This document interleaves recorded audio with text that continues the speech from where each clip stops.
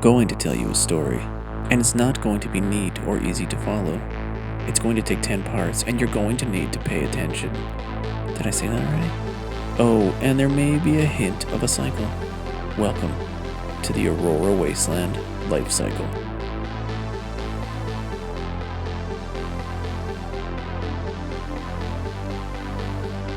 Episode 1.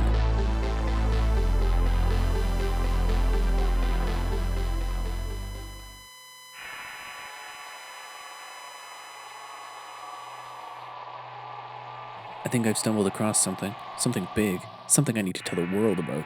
I'm not sure how to do so because I don't know if I fully understand it. It's bigger than everything, so I'm going to need you to pay attention, read between the lines, and come up with your own conclusions because I'm not going to lay it out for you. I've discovered 10 posts in the Aurora Wasteland that when laid together tell a story. A story that is going to change the world. So pay attention. I think I said that already. But it's true. Pay attention and think. Think outside the box. As well, you'll see. Maybe. Archived Aurora Wasteland post number 1. No original case number given. Let me get in front of this one. This reads like a work of fiction, and I think parts of it may have been embellished. The writer may have taken some liberties, but go with it. I did. I've been told to write this down, that remembering things might become challenging. I'm not sure what that's supposed to mean, but hey, I do what needs to be done, so I'm writing it down. I've never really written anything like this before. I don't talk about myself, none of us really do. We just are who we are. I know who I am. Why would I put this down on paper? But someone said I should, so I am. I live in the building. It's the only one in the city anyone lives in. So calling it the building, emphasis on the and the capital B. It's the tall one everyone lives and works in. There are lots of other buildings in the city, but I don't go there. Others do for various reasons I don't need to know about. I stay here, it's where I work. I wake up every morning and thank Big Blue that I get to live here, safe with my family. I'm lucky, or so I'm told. My daily routine is, I get up, make some coffee, and stare out the window at the dark, dead city all around us that stretches out to the horizon. It's darkly beautiful. When I'm done looking at the city, I stare at the sky, which I'm sure, as you guessed it, is also dark. I've been told it used to be a beautiful blue. Now it's just dark gray clouds, and finally I stare at the blue, glowing pyramid in the sky. Did I mention it was upside down? Well, it is. It's the only light source around. Plus it doubles as our gateway. I've never really been, and I don't really know what the gateway is to. I know people go there and don't come back. I know everyone wants to go, including me, but I know nothing about it. There is a pedway that connects the building to the blue sky pyramid. I've only ever witnessed a few people actually on it. I never knew any of them. Even still, I remember all their faces. I wonder where the pyramid goes. It just sort of vanishes up into the clouds. I pray for it daily. After I'm done with my coffee, I get dressed. I put on my suit, black with a white shirt. As always, it's standard and required for everyone. I kiss my family goodbye. I love them, but sometimes I think they love me more than I love them. On more than one occasion, I've wondered if I'd be further along in my journey if I didn't have them. I know it's a terrible thought. I've never told anyone. I do love my family. Please don't misunderstand that. I want both my family and the job. Sometimes it's hard to balance both. Every day my son meets me at the door for one last hug. It's nice. He's going to be a great man one day. The day my daily routine changed is the day I need to start telling you about. My son met me at the door with a picture he'd drawn. I didn't even know he liked doing that, but he'd made a picture for me and gave it to me. It was nicely folded. I hugged him tight and thanked him. I told him I'd look at it more later. He was disappointed, but understood. My wife came to my aid and reminded my son just how much I loved them. That I was a company man, but also a family man. I gave her a kiss on the cheek, tucked the picture in my jacket pocket, and left for work. My job is mostly solitude. I'm a fixer. Someone or something needs something done. I make it happen. Clogged toilet? I fix it. Broken air recycler? I fix it. Need a body cleaned? I fix it. Everything is just a piece in a system. If you understand the system, you can fix anything. Work started like every other day. I fixed the electrical connections on one floor, repaired a broken dishwasher in a suite, and upgraded the network connection protocols for the entire building. And that was all before lunch. After which, I cleaned out the apartment of a recently departed occupant. I'm not sure if they were called to the pyramid or not, though based on the blood splatter and brain residue in the carpet, I suspected otherwise. Another fixer showed up to aid with the task. Her name is Eden. She and I got here on the same day. We were in the same building intro class. I had a family, she didn't. She still doesn't. We were invited to live here years ago, selected, really, but invited sounds nicer.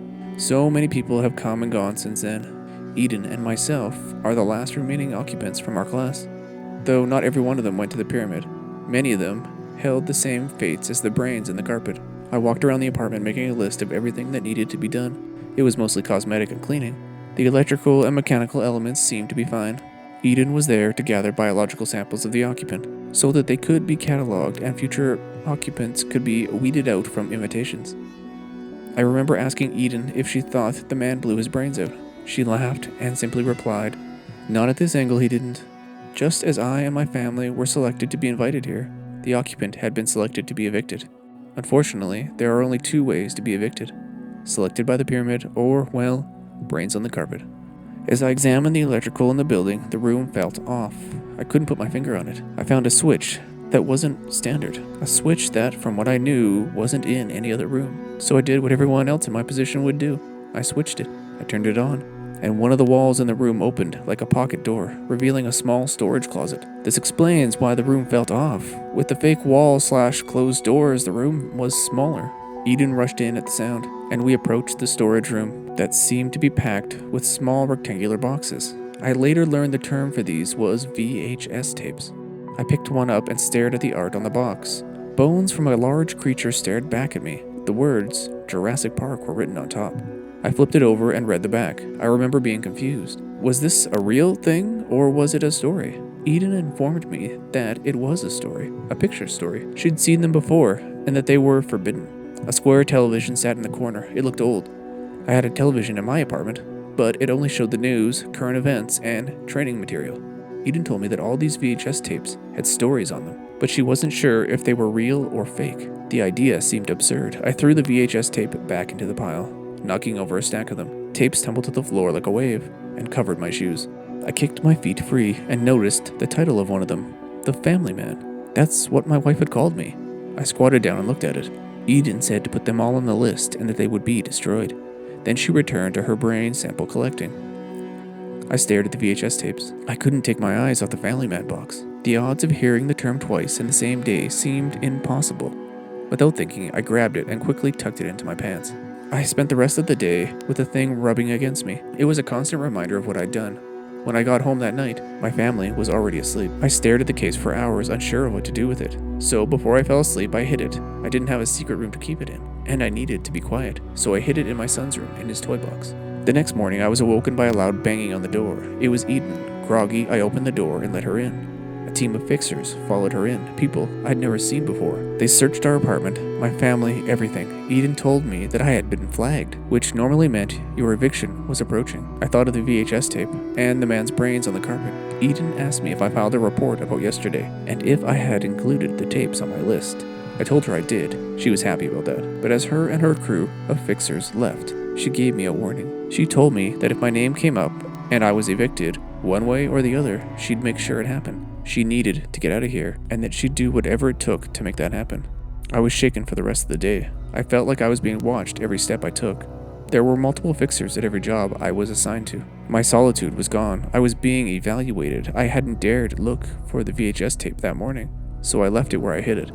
It wasn't until everyone was asleep that night that I checked on it. I was relieved to find the tape still there. I grabbed it, tucked it in my pants again, and snuck out. I went to the apartment that I found the tape in. The place was spotless, not a speck of brains to be found. All the VHS tapes were gone, but the TV remained, though it had tape wrapped around it, which I promptly removed. I took the VHS tape out of the case and put it into the large slot below the screen. The story started to play itself. I stood there motionless, transfixed by it, watching. The VHS told the story of a man who regretted not having a family, then was given a chance to have one, while losing what he had already created for himself.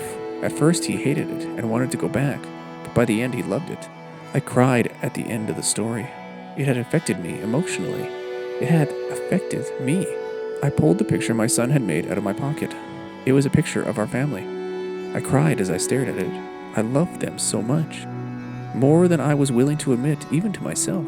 I left the VHS tape there. I couldn't risk carrying it around anymore. I wanted badly to keep it. I wanted to show it to everyone, but I couldn't. My family was too important. As I walked back home, I couldn't help but feel like I was leaving a piece of myself there. No, it wasn't that. It's that I had changed somehow, opened a new part of myself I didn't know existed. It was a strange feeling, like I was a new person. As I reached the door to our apartment, I was so full of excitement. I wanted to tell my wife about it. I wanted to hug and thank my son for the picture. But that all fell away fast. The door to the apartment opened as if it wasn't locked, as if it hadn't even been latched. I pushed the door open and saw Eden standing in the middle of the room. She had her gun in her hand. As if nothing happened, as if she wasn't standing in the middle of my apartment with her gun out. She simply said, "You've been selected, let's go." She tucked the gun into her jacket and motioned for me to follow her, but I didn't. I stayed where I was and I processed what was happening. "Come on," she repeated, this time from the hallway. Again, I didn't move. "You don't want to go in there, trust me." She kept talking, but I didn't hear her. I sprinted into the bedroom and collapsed on the floor, yelling. I didn't know what I was yelling, just that I was. My family was dead. I don't want to give details about it. They were murdered by Eden. Their brains were on the carpet, just like the man from the other apartment. Eden put a hand on my shoulder. "Let's go." "No," I yelled. "You don't have a choice." She grabbed my arm and dragged me out of the room. "If you don't go, then everyone genetically connected to you won't be eligible to live here. They won't have the option to be selected. Their lives will be a waste. You don't want that on your head." "Sorry," she said as she reached for my arm again. Bad choice of words. She led me through the building and up to the floors I'd never even been on before. My anger built with each step. Did this happen to each person selected? Why had my family come live here if they were always going to be murdered? It seemed so unfair, so cruel. We reached the entrance to the pedway. Glass doors kept it closed to the people who lived in the building. As I approached, they opened. Eden stood behind me, watching. She said nothing. I didn't look back. I heard the doors close as I stepped further out onto the pedway. The city looked different from that angle. Still dark, still dead, but different. The blue glow from the pyramid got brighter with each step I got closer. I used to love looking at it. Now I hated it. I adjusted my jacket as I reached the end.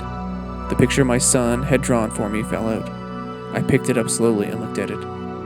Again, I felt tears. I felt anger. The other side of the pedway had spinning doors that slowly rotated itself. The blue light intensified from the other side. I took a slow, deep breath. I was going to kill them. I pushed the door open, and everything changed. Did you see it? The start of the story. Remember everything, because you're going to need it. I can't lay it out for you, because I'm not sure I understand it. Still, the message, the idea is big, and well, you'll see.